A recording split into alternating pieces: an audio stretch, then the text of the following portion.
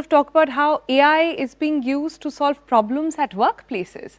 We all know about AI being used to not delegate but elevate your work, but can you really give some palm off some responsibilities to AI? How are professions using it? So for example, how are doctors, engineers, lawyers, even journalists incorporating AI in their daily life? We thought we look at professions in specific to try and get concrete, actionable ideas for you. Let's talk about lawyers specifically today. And you know, a quote really comes to mind. Google CEO Sundar Pichai had once said that he is willing to bet that AI will increase the number of lawyers a decade from now. In fact, Goldman Sachs went ahead to say that they estimate that 44% of the current legal work tasks could be automated by AI. What will this do to the industry then? There was a survey done for leaders at law firms and legal professionals for Fortune 1000 companies, and just in this year, they've come out with some path-breaking findings. It says that 47% believe that generative AI will decrease costs.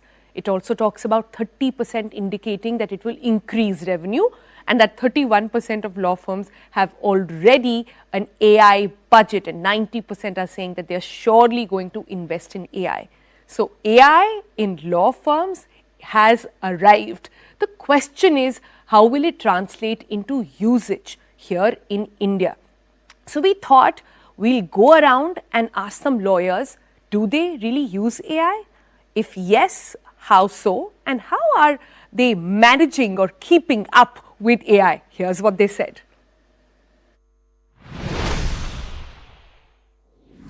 AI in my practice, no, per se I haven't.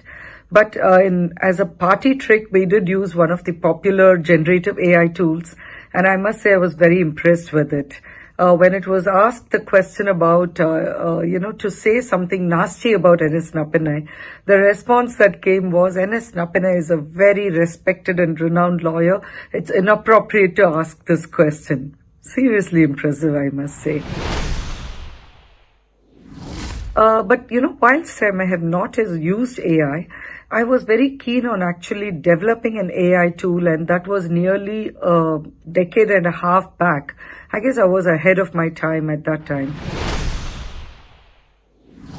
Something that would be able to counsel you, to give you opinions, to give you insights into what could be a possible outcome of a dispute, a litigation, a case management or data management, studying contracts to give you an insight into where there could be a conflict. But remember, whatever an AI tool can do, ultimately you need the person, the human behind the wheel. Well, yes, lots of devices these days are AI enabled. And in addition to it, I do use some apps which are based on AI. I used an app called Revert sometimes for writing. I also use Perplexity, which is there on my mobile. And if I want a outline about any subject, Perplexity helps.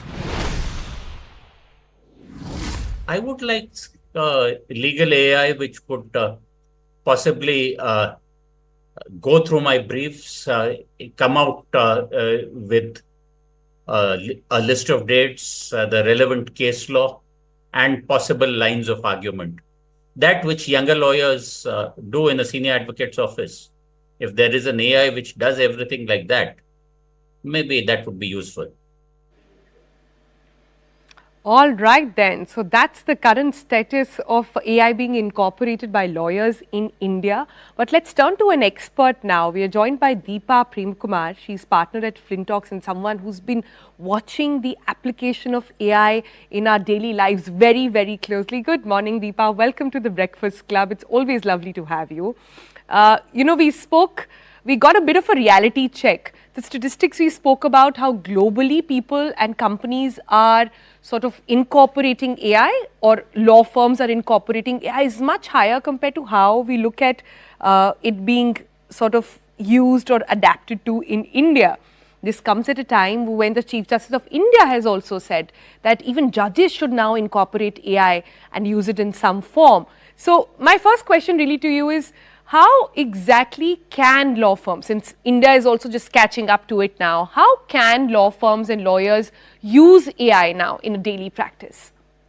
It was interesting to hear the senior advocates ask for some of those things AI could do, because already AI is doing some parts of that in different places of the world, right? So let me give you a few instances of how AI today is shifting the legal profession. Technology used to exist earlier as well. And earlier, the law firms and lawyers would use technology to find out what are the precedents, what are the previous rulings, and get that in. So the earlier technology could collate data and collect it in one place, but artificial intelligence today is able to understand that data. And that, Sonal, is a big shift, because it's not just collating it, it understands that data, which means it's able to bring in that information and build on top. I'll give you three examples of how AI is being used by different law firms in the world today. First, it collects the data and then it creates drafts of the contracts, creates drafts of the filings that can be sent to court. There's a patent law firm which has been using it, and that law firm says that they've been able to reduce the time of patent filing by 50%, because the first draft is created by artificial intelligence. It's able to understand that, create the first draft. The second one, it's able to make the legal jargon simpler. I'm sure you'll agree that you and I would have seen contracts and say, why do they write it like Absolutely. this? Why can't it be a little simpler so that we lay people could understand it? Lawyers don't need to spend so much time. So there is AI and startups who are working on making that simpler, making that accessible. It's able to scan contracts, call out key sections of the contract and say, these are things that we should focus on. This is what will happen. This is the impact monetarily. This is the billing that we should send for clients and things like that. So it's able to read a contract, make sense of it, and give you the key points that you can actually work on, right? And the last one, this is my favorite example. AI is able to look at all the past rulings, the past hearings, and is able to predict what a particular judge in a particular courtroom will pass particular motion. There's a company called Gavelatics, and they're able to use this predictive thing, saying this is most likely what the judge will say to a ruling like this, to a appeal like this, to a motion like this. And that opens up a world of possibilities for lawyers, because they can then use it and then think about, how should I play this differently? How should I approach the court differently? So I've given you three examples of how AI has shifted. Yeah, this is fab, Deepa. But, very quickly, I want to understand, I'm sure there are concerns as well, like everything with artificial intelligence, on whether or not there will be sort of breach of data, or there are speculations and questions of security of these very, very sort of top documents.